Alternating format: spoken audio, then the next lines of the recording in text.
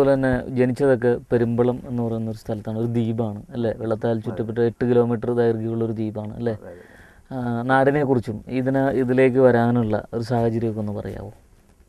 നാടിനെ കുറിച്ച് പറയുകയാണെങ്കിൽ ഒരുപാട് ക്ഷേത്രങ്ങളും, പെരുമ്പളം എന്ന് പറയുമ്പോൾ എൻ്റെ ഒരു നമ്മൾ വ്യാഖ്യാനിക്കുന്ന പെരുത്തമ്പലങ്ങളുള്ള സ്ഥലം എന്ന് പറഞ്ഞ് ഞാനിങ്ങനെ വ്യാഖ്യാനിക്കുന്നത്. പെരുത്തമ്പലങ്ങളുള്ള സ്ഥലം ഇതുകൊണ്ടാണ് പെരുമ്പളം എന്നറിയപ്പെടുന്നത്. ഒരുപാട് ക്ഷേത്രങ്ങളുള്ള നാടാണ്.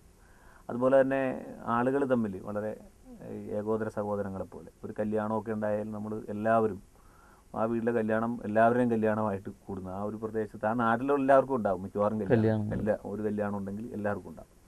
അങ്ങനെ അതുപോലെ തന്നെ എല്ലാ കാര്യത്തിലും രാഷ്ട്രീയപരമായിട്ടാണെങ്കിലും സഹോദരങ്ങളെ പോലെ തന്നെ വലിയ പ്രശ്നങ്ങളില്ലാതെ മറ്റെല്ലാ കാര്യത്തിലും സഹകരിക്കുന്ന ഒരു നാടാണ്, കലാകാരന്മാരുടെയും നാടാണ്. ഒത്തിരി കലാകാരന്മാരും ചെറിയ ക്ലബ്ബുകൾ, നമ്മുടെയൊക്കെ ക്ലബ്ബുകൾ രൂപീകരിക്കുകയും ക്ലബ്ബുകളുടെ കൂടെയൊക്കെയാണ് കലാരംഗത്ത് വന്നത്.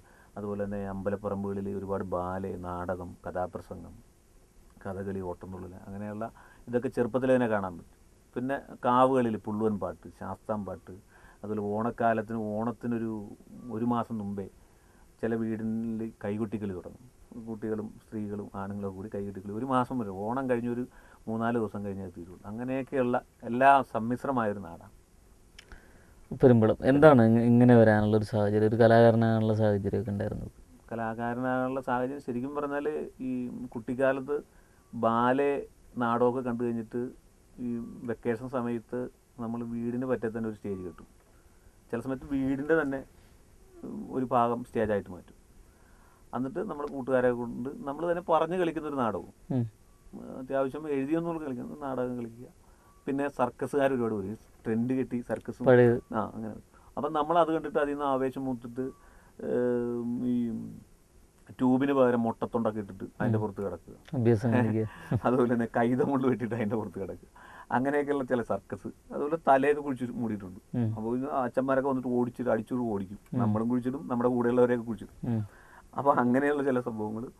അങ്ങനെ ഈ ബാലയൊക്കെ കണ്ടിട്ട് സ്കൂൾ പോലെയൊക്കെ ചെയ്ത് കഴിഞ്ഞാണ് നമ്മൾ സ്കൂളിലേക്ക് പോകുന്നത്. സ്കൂളിൽ ചെറുതായിട്ട് ഇതുപോലെ കൈകൊട്ടിക്കളി, കുട്ടികളെ കൂടി കൈകൊട്ടിക്കളിയിലൊക്കെ നമ്മൾ ആശാനായിട്ട് നിൽക്കും. കുറച്ച് കൈകൊട്ടിക്കളി കാര്യങ്ങളുണ്ട്. അങ്ങനെ നിന്ന് പാടാനുള്ള ചെറിയ ഒരു താല്പര്യമുണ്ട്. അതിൻ്റെ പുറത്ത് നമ്മളെ ഈ വൈകുന്നേരം പോകുമ്പോൾ ദേശീയ ഗാനം ജനഗണമൻ അത് ചൊല്ലാനായിട്ട് നിൽക്കും. അങ്ങനെയൊക്കെ വന്നു കഴിഞ്ഞാൽ ഇതൊക്കെ കണ്ട് തിരിച്ചറിഞ്ഞിട്ടാണ് എന്നെ ഒരാശാൻ, അദ്ദേഹമാണ് നമ്മുടെ ഈ കലാരംഗത്തുള്ള ഗുരു, ഒരു ലക്ഷ്മണൻ ഉണ്ണി എന്നും പറഞ്ഞ് അദ്ദേഹം ഓട്ടംതുള്ളൽ പഠിപ്പിച്ചു വീടിനടുത്തുള്ള. അങ്ങനെ ഓട്ടംതുള്ളൽ പഠിപ്പിച്ചു. അങ്ങനെ ഓട്ടംതുള്ളൽ പല പ്രദേശങ്ങളിലും അരങ്ങേറി. അങ്ങനെ ഓട്ടംതുള്ളിലൂടെ നിന്ന് കഴിഞ്ഞ് സ്കൂളിൽ ചെറിയ നാടകമൊക്കെ ഇട്ട് നിൽക്കുന്നത്. അത് കഴിഞ്ഞ് ചെറിയ മിമിക്സ് ട്രൂപ്പ് അവിടെ തുടങ്ങും. അങ്ങനെ മിമിക്സിൻ്റെ ഒരു ആദ്യകാലത്ത് വരുന്നത്. അന്ന് മിമിക്സൊക്കെ എന്ന് പറഞ്ഞാൽ ഈ കലാഭവനൊക്കെ എവിടെയെങ്കിലും ദൂരെ നാട്ടിലൊക്കെ നടത്തുമ്പോൾ വള്ളമൊക്കെ വലിച്ച് ഇവിടുന്ന് പോകും. ഇവിടുന്ന് വള്ളം വലിച്ച് അപ്പുറത്ത് അരുവിക്കുറ്റി ഉണ്ട്, വടുതല, ഇപ്പുറത്ത് പൂത്തോട്ട, അതൊക്കെ സ്ഥലത്തൊക്കെ ഇവരൊക്കെ വരും.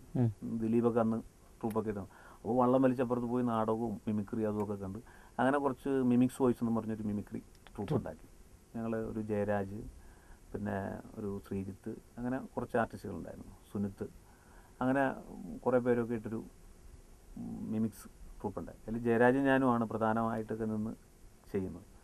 അങ്ങനെ അത്യാവശ്യം തൃശ്ശൂർ വരെ, അന്ന് തൃശ്ശൂർ വരെയൊക്കെ മാപ്രാണം എന്ന് പറഞ്ഞ സ്ഥലത്തൊക്കെ വരെ പ്രോഗ്രാം അവതരിപ്പിച്ചു. അപ്പുറത്ത് ചേർത്തല പല ഭാഗങ്ങളിലും അവതരിപ്പിച്ചു. അങ്ങനെ നിന്ന് കഴിഞ്ഞാണ് ക്രൗണോ കൊച്ചിൻ എന്നും പറഞ്ഞൊരു ട്രൂപ്പിലേക്ക് കിട്ടുന്നത്.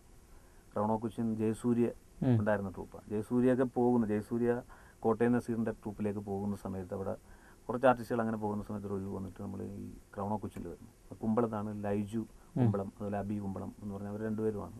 അവരിപ്പോൾ രസികരാജയിലൊക്കെ ഉള്ള ആർട്ടിസ്റ്റുകളാണ്. അപ്പോൾ അവരുടെ കൂട്ടായ്മയിലുണ്ടായിരുന്നു. അങ്ങനെ നമ്മളവിടെ വർക്ക് ചെയ്യുന്നു. അവിടെ വെച്ച് മനീഷ് എന്നും പറഞ്ഞ് ഒരു സുഹൃത്തിനെ പരിചയപ്പെടും. അദ്ദേഹം CID മൂസയുടെയൊക്കെ അസിസ്റ്റൻറ്റ് ഡയറക്ടറാണ്.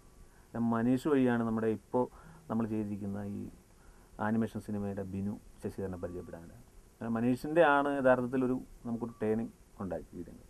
അപ്പോൾ ചെറുപ്പത്തിൽ തന്നെ ഈ ഓട്ടംതുള്ളലിലും നാടകത്തിലും നാട്ടിൽ നടക്കുന്ന പരിപാടികളൊക്കെ പങ്കെടുക്കുമ്പോഴും നമ്മുടെ ഒരു എഴുത്ത് ഉണ്ടായിരുന്നു, നമ്മുടെ ഒരു കയ്യൊപ്പ് അതിലുണ്ടാകും. അങ്ങനെ എഴുത്തും അത്യാവശ്യം നാടൻ പാട്ട് എഴുത്ത് അതിൻ്റെ ഇടയ്ക്കുണ്ടായിരുന്നു. നമ്മുടെ ഓണത്തിനിടയ്ക്ക് വിട്ടുവെച്ചോടം അതിൻ്റെ ഒരു സീരീസിൽ ഒരു 11ാമത് ഭാഗത്തിൽ നമുക്കൊരു പാട്ടും കാര്യങ്ങളും.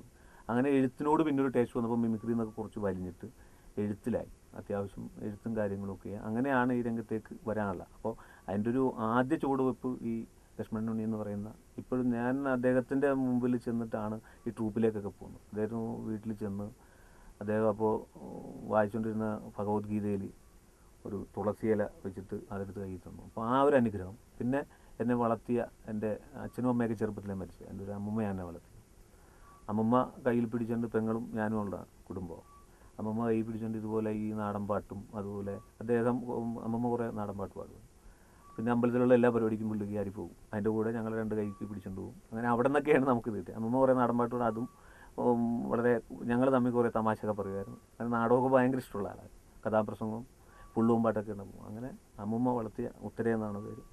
ആ അമ്മമ്മയാണ് മറ്റൊരു പ്രചോദനം. അങ്ങനെ ഈ ഗുരുവായിട്ടുള്ള പരമേശ്വരൻ ഉണ്ണി, അമ്മമ്മ ഒക്കെ, സഹോദരി ഒക്കെ ഒരുപാട് സഹകരിച്ചിട്ടുണ്ട്. നമ്മളിതിലൊക്കെ നടക്കുമ്പോൾ അവരുമൊക്കെ വീട്ടിൽ പല കാര്യത്തിനുമൊക്കെ അഡ്ജസ്റ്റ് ചെയ്ത് പോവുകയല്ലോ. അങ്ങനെ അവരെയൊക്കെ അതുപോലെ നാട്ടിലുള്ള എല്ലാവരും പുരോഗമന പ്രസ്ഥാനം, ഇടതുപക്ഷ പ്രസ്ഥാനത്തിൽ നിൽക്കുന്ന ഒരാളാണ്. ഇടതുപക്ഷ പ്രസ്ഥാനത്തിൻ്റെ ഒരു നല്ല പങ്കാളിത്തം, ഒരുപാട് സുഹൃത്തുക്കളുടെ അമ്മമാർ, അതുപോലെ തന്നെ അവരെയൊക്കെ പെരുമ്പളത്തെ ഏറ്റവും കൂടുതൽ വീടുകളിൽ നിന്ന് ഭക്ഷണം കഴിച്ചിട്ടുള്ള ആളായിരിക്കും ഞാൻ. ഒരുപാട് കൂട്ടുകാരുടെ വീട്ടിൽ നിന്ന് അമ്മമാർ വിളമ്പിത്തുന്ന ഭക്ഷണമൊക്കെ കഴിച്ച് ഇതുപോലെ പരിപാടിയൊക്കെ ഇട്ട് പോകുമ്പോൾ, അതുപോലെ പൊതുപ്രവർത്തനമായിട്ട് പോകുമ്പോൾ അങ്ങനെയൊക്കെ വന്നതാണ് ഈ ഒരു അനുഭവം. ഇപ്പോൾ വലിയ ഒരു എന്തിലൊന്നും ആയിട്ടില്ല എങ്കിലും ചെറിയൊരു മലയാളത്തിൽ എൻട്രി ചെയ്യാൻ പോകുന്ന ഒരു ഫിലിമിൻ്റെ തിരക്കഥാകൃത്താകാൻ കഴിഞ്ഞതിൽ വളരെ സന്തോഷമുണ്ട്. അതിൽ ഒരുപാട് ഇതുപോലുള്ള അനുഭവങ്ങളും കാര്യങ്ങളും ചെറുതാണെങ്കിലും ഉണ്ട്. അപ്പോൾ ഇനിയും ഒരുപാട് ഉയരങ്ങളിലേക്ക് എത്തിയിട്ട് 5 വർഷം താങ്കൾ പഞ്ചായത്ത് മെമ്പറായിരുന്നു. പഴയകാല മറ്റേ എന്താ പറയണേ, തെരുവോര തെരുവ് നാടകങ്ങൾക്ക് ഡയറക്ഷനും സ്ക്രിപ്റ്റും ചെയ്തിട്ടുണ്ട്. ഒരു നല്ല ഡബ്ബിങ് ആർട്ടിസ്റ്റാണ്. പുതിയൊരു സിനിമയുടെ മാനം കണ്ടെത്തുന്ന ഒരു ബിഗ് സ്ക്രീനിൽ വരുന്ന ഒരു അനിമേഷൻ ഫിലിമിൻ്റെ സ്ക്രിപ്റ്റ് റൈറ്റർ ആകാനുള്ള ഭാഗ്യമുണ്ടായിരുന്നു. ഒരുപാട് മേഖലകളിൽ താങ്കളുടെ ഇനിയും നല്ല അവസരങ്ങളൊക്കെ വരട്ടെ, അതിനുള്ള സർവീസിന് എല്ലാ കഴിവും തരട്ടെ എന്ന് പ്രാർത്ഥിക്കുകയാണ്. അപ്പോൾ നന്ദി, നമസ്കാരം. എല്ലാവർക്കും നന്ദി, നമസ്കാരം.